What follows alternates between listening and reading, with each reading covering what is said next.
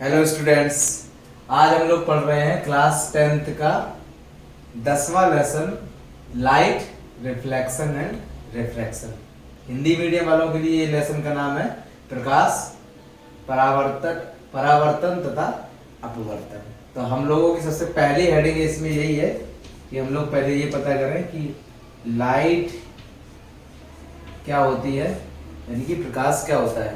तो प्रकाश वह कारक होता है जिसकी मदद से हम लोग इस दुनिया की बाकी दूसरी चीजों को देख पाते हैं।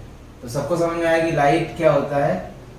अब लाइट की प्रॉपर्टीज क्या होती हैं। तो अब अगली हेडिंग है हमारी। तो लाइट तो सबको पता चल गया कि वो कारक है जिससे हम दूसरी चीजों को देख पाते हैं। फिर है प्रॉपर्टीज ऑफ लाइट। तो लाइट की क्या प्रॉपर्टीज होती है, क्या विशेषताएं होती हैं। तो सबसे पहली विशेषता तो ये है कि लाइट जो है वो एक स्ट्रेट लाइन में ट्रेवल करती है। तो लाइट ऑलवेज ट्रेवल्स इन ए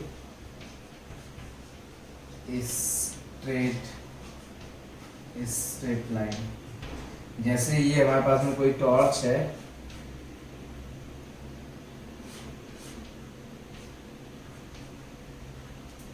तो इसमें से जो लाइट निकलेगी वो इस तरीके से जाती है।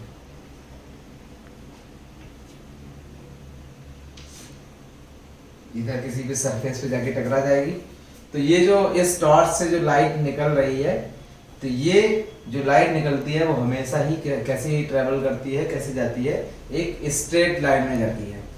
जबकि बाकी चीजें होती है, जैसे वाटर होता है, तो वो इस तरीके से फ्लो करता है कि उसकी कोई फिक्स डायरेक्शन नहीं होती है, वो किसी भी डायरेक्शन में जाके चल सकता है, आगे बढ़ सकता है। लेकिन लाइट हमेशा ही कैसी ट्रेवल करती है, एक स्ट्रेट लाइन में ट्रेवल करती है, सीधी रेखा में जाती है। लाइट के अपने 7 कलर होते हैं, 7 कलर्स होते हैं लाइट के अंदर। तो इट हैज 7 कलर्स, ये सेकंड प्रॉपर्टी है।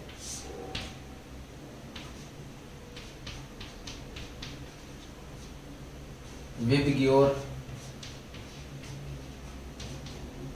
Violet, indigo, blue, green, yellow, orange और लास्ट है रेड। तो ये कलर्स होते हैं एक लाइट के अंदर।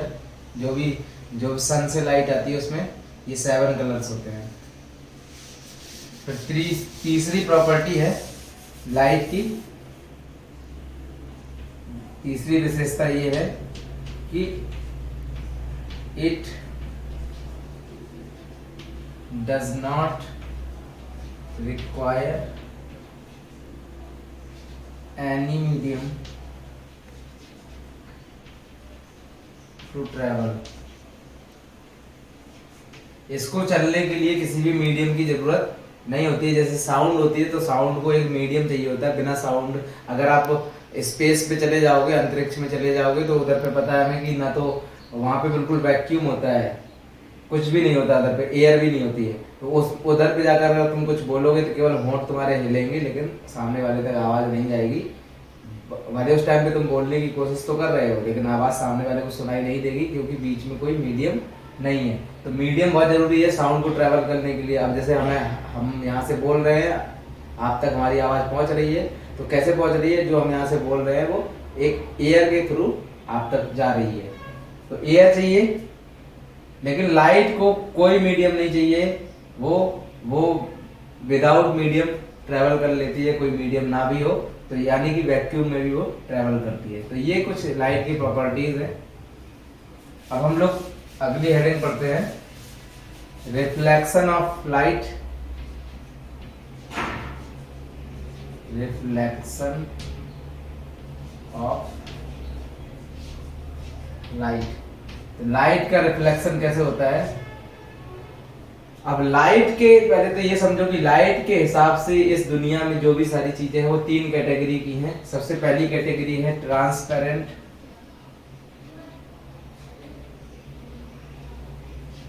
दूसरी है सेमी ट्रांसपेरेंट और तीसरी है ऑपेक। तो वो ऑब्जेक्ट जिसमें से कोई लाइट डाल रहे हैं और पूरी की पूरी पास हो जाए, जैसे कोई ये कुछ भी कोई चीज है और यहाँ से हमने लाइट डाली और यहाँ पे जाके वो पास कर गई, तो ये जो ऑब्जेक्ट है वो हमारा कैसा है? ट्रांसपेरेंट है, पारदर्शी। इसको हिंदी में क्या कहते हैं? पारदर्शी। और ये जो होता है ये सेमी ट्रांसपेरेंट होता है। इसमें लगभग 50% या 60% के आसपास लाइट पार हो पाती है, पास करती है, तो उन ऑब्जेक्ट को हम लोग कहते हैं सेमी ट्रांसपेरेंट। और जिसमें से लगभग 95% लाइट गुजर नहीं पाती है, तो ऐसे ऑब्जेक्ट को हम लोग कहते हैं ऑपेक। तो ये ऑब्जेक्ट जो है वो कैसा है? ऑपेक है। इसमें से कोई लाइट आई और वो वापस टकरा करके वापस आ गई, तो ये कैसा हमारा हो गया? Opaque object. तो जो लाइट का रिफ्लेक्शन होता है वो इसी तरीके के ऑब्जेक्ट पे होता है जो ऑपेक होते हैं, यानी कि अपारदर्शी। तो ये जो हमारा पूरा का पूरा चैप्टर है वो इसी तरीके के ऑब्जेक्ट पे है। अपारदर्शी सतह पर लाइट पर जब लाइट टकराती है तो उसका क्या होता है? परावर्तन होता है, टकरा करके वो वापस चली जाती है। बस यही है रिफ्लेक्शन ऑफ लाइट, कि जब प्रकाश की किरण किसी सतह से टकराती है और सतह, हमें पता चल गया कि सतह कैसी होगी अगर परावर्तन हो रहा है, ऑपेक होगा वो, यानी कि अपारदर्शी सतह होगी। ये कोई लाइट आ रही है, अब देखो इस बोर्ड पे हमारा भी एक यहाँ पे हल्का हल्का सा प्रतिबिंब बन रहा है, तो हमारे पीछे इधर से लाइट आ रही है और हम कैसे हैं? ऑपेक है, तो हमसे लाइट टकरा रही है, तो देखो हमारी इमेज यहाँ पे बन रही है, दिखाई दे रही ना, हिल रही है, तो ये हमारा प्रतिबिंब बन रहा है इधर पे। तो ये लाइट आ रही है, किसी सतह से टकरा रही है और सतह से टकरा करके वापस जा रही है। बस इसी को परावर्तन कहते हैं प्रकाश का, कि प्रकाश पुंज आता है किसी सतह से टकराता है, अपारदर्शी सतह से जब टकराता है तो प्रकाश पुंज किसी दूसरी दिशा में चला जाता है, तो इसी को प्रकाश का परावर्तन कहा जाता है। तो सबको डेफिनेशन सबको पता चल गई, परिभाषा सब अपने मन से बना के लिख देंगे कि रिफ्लेक्शन क्या होता है लाइट का, कि प्रकाश का किसी अपारदर्शी सतह से टकरा करके वापस चला जाना, तो प्रकाश का परावर्तन कहलाता है। अब इसके कुछ प्रॉपर्टी है, इसकी कुछ विशेषताएं हैं, उन विशेषताओं को समझना है हमें। सबसे पहली विशेषता ये है कि इस जो किरण आती है तो इसका नाम होता है आपतित किरण। इसको हम लोग इंसिडेंट रे भी बोलते हैं, तो इसको हम लोग बोलते हैं इंसिडेंट रे, आपतित किरण। इसको हम आई से रिप्रेजेंट कर देते हैं, अभी हम लिख नहीं रहे हैं। और जो किरण टकरा करके वापस जाती है सतह पे टकराने के बाद, देखो किरण एक ही है लेकिन इसके टकराने से पहले का नाम अलग है, टकराने के बाद अलग है। तो इस वाली किरण को हम लोग कहते हैं रिफ्लेक्टेड रे, परावर्तित किरण। आपतित किरण यानी कि इंसिडेंट रे, रिफ्लेक्टेड रे यानी कि परावर्तित किरण। और इस पॉइंट पे जहां पे ये आपतित किरण और परावर्तित किरण मिल रही है, इसको हम लोग बोलते हैं आपतन बिंदु।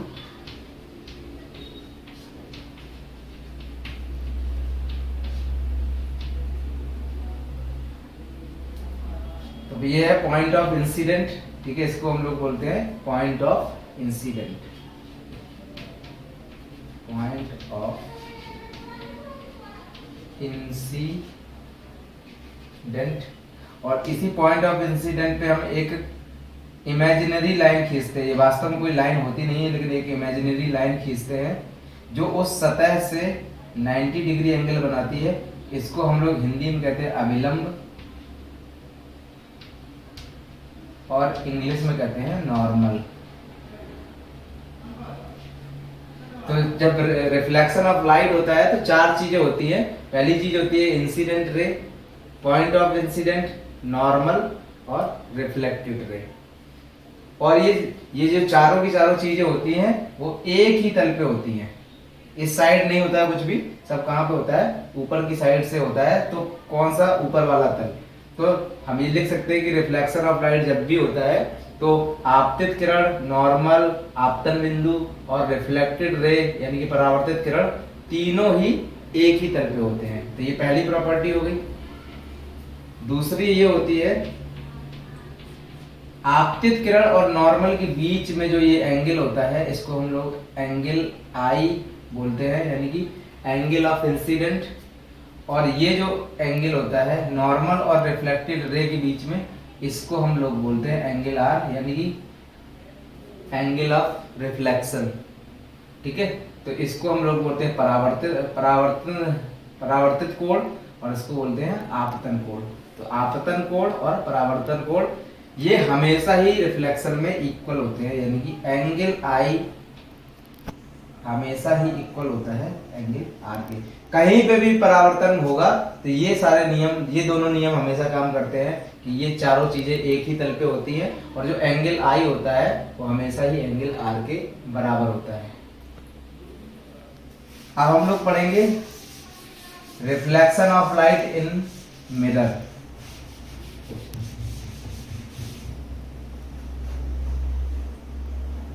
तो reflection of light in mirror यानी कि दर्पण में रिफ्लेक्शन ऑफ लाइट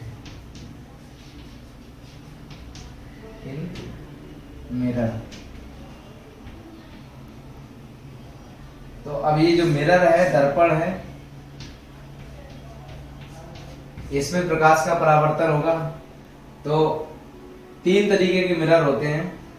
फर्स्ट होता है प्लेन मिरर जो हम लोग घर में यूज करते हैं, समतल दर्पण, इसको हिंदी में कहते हैं समतल दर्पण। दूसरा होता है कॉनकेव मिरर, इसको हिंदी में कहते हैं अवतल दर्पण। यहाँ पे हम अवतल अकेले लिख दे रहे हैं, ठीक है। तो इसको हिंदी में कहते हैं अवतल दर्पण। और तीसरा होता है कॉन्वेक्स मिरर। तो ये प्लेन, ये भी मिरर है, ठीक है, समतल दर्पण है। कॉन्वेक्स मिरर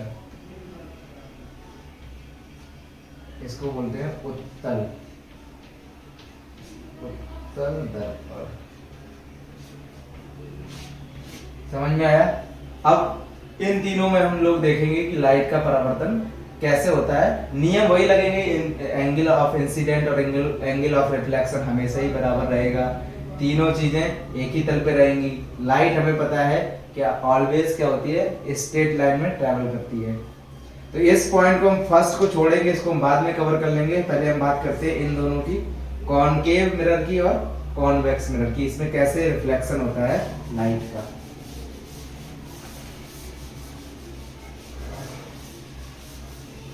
तो गोलीय दर्पण हमारा हेडिंग है, गोलीय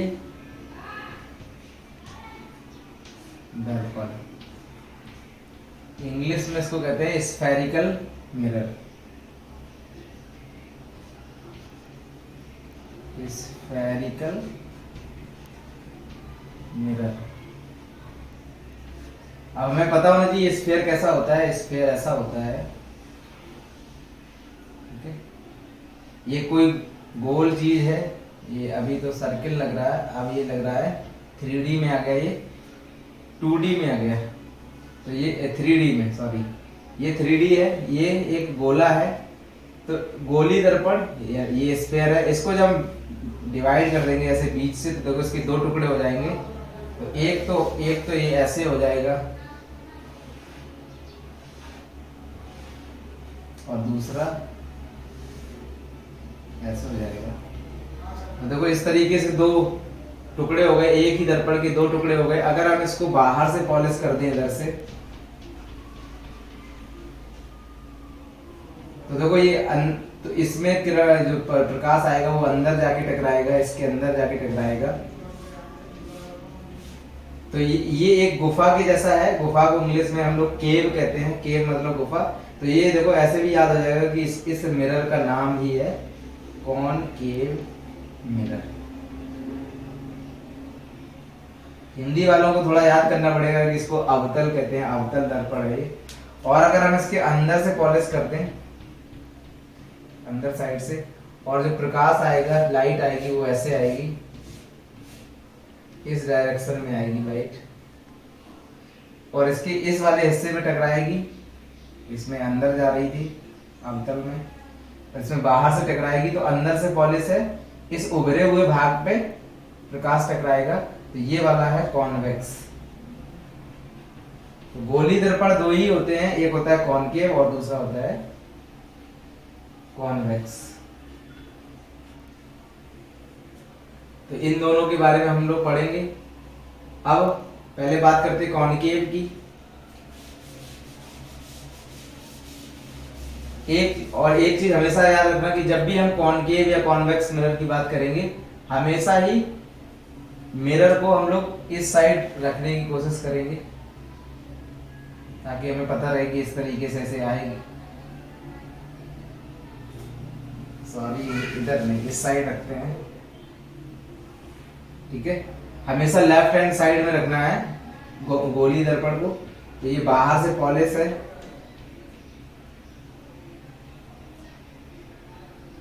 ये जो सरफेस है गोली दर्पण की, ये कॉनकेव है।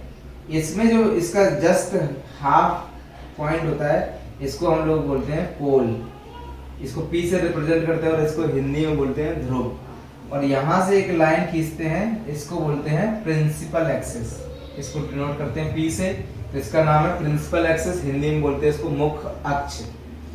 ये गोली दर्पण ये जो दर्पण है, ये किसी न किसी गोले का देखो पार्ट है। अगर हम ऐसे बना देंगे तो ये क्या बहुत बड़े किसी गोले का पार्ट है। तो इसकी कोई ना कोई यहाँ पे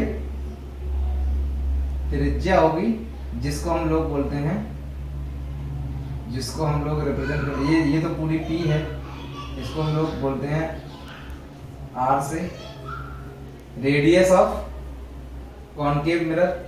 और रेडियस और पोल के जस्ट बीच में अगर इसको हाफ कर दें, तो यहाँ पे जो हमारा पॉइंट आता है, इसको हम लोग एफ से रिप्रेजेंट करते हैं, जिसको हम लोग बोलते हैं फोकस। तो एक कॉनकेव मिरर में एक पोल होता है, एक फोकस होता है, और ये रेडियस होती है। इसको या तो हम सी से, इसको हम लोग सी से भी रिप्रेजेंट करते हैं।